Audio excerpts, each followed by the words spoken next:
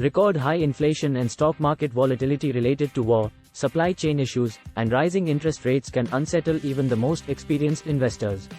And most investors would be well advised to build a diversified portfolio of stocks or stock index funds and hold on to it through good times and bad. But investors who like a little more action engage in stock trading. Stock trading involves buying and selling stocks frequently in an attempt to time the market. The goal of stock traders is to capitalize on short-term market events to sell stocks for a profit, or buy stocks at a low. Some stock traders are day traders, which means they buy and sell several times throughout the day. Others are simply active traders, placing a dozen or more trades per month.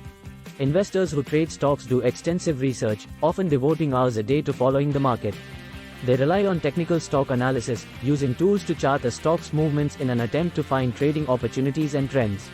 Many online brokers offer stock trading information, including analyst reports, stock research and charting tools. Bull markets vs bear markets. Neither is an animal you'd want to run into on a hike, but the market has picked the bear as the true symbol of fear. A bear market means stock prices are falling, thresholds vary, but generally to the tune of 20% or more, across several of the indexes referenced earlier. Bull markets are followed by bear markets, and vice versa, with both often signaling the start of larger economic patterns. In other words, a bull market typically means investors are confident, which indicates economic growth. A bear market shows investors are pulling back, indicating the economy may do so as well. The good news is that the average bull market far outlasts the average bear market, which is why over the long term you can grow your money by investing in stocks. The S&P 500, which holds about 500 of the largest stocks in the US, entered bear market territory June 13, 2022. It has recovered somewhat, but is still down more than 15% over the last year.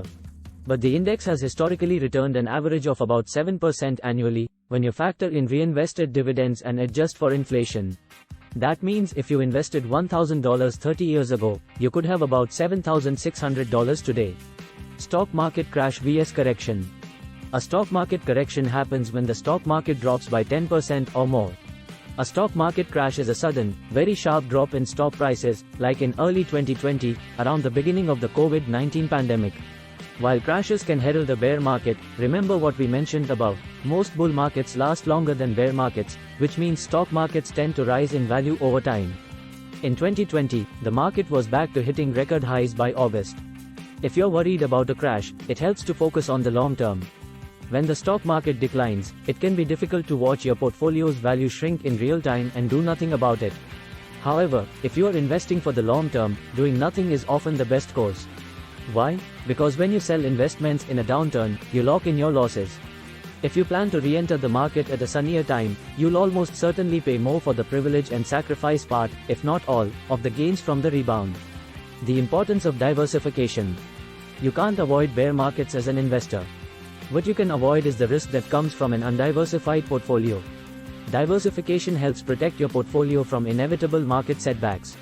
If you throw all of your money into one company, you're banking on success that can quickly be halted by regulatory issues, poor leadership, or an E. coli outbreak. To smooth out that company-specific risk, investors diversify by pooling multiple types of stocks together, balancing out the inevitable losers and eliminating the risk that one company's contaminated beef will wipe out your entire portfolio. But building a diversified portfolio of individual stocks takes a lot of time, patience and research.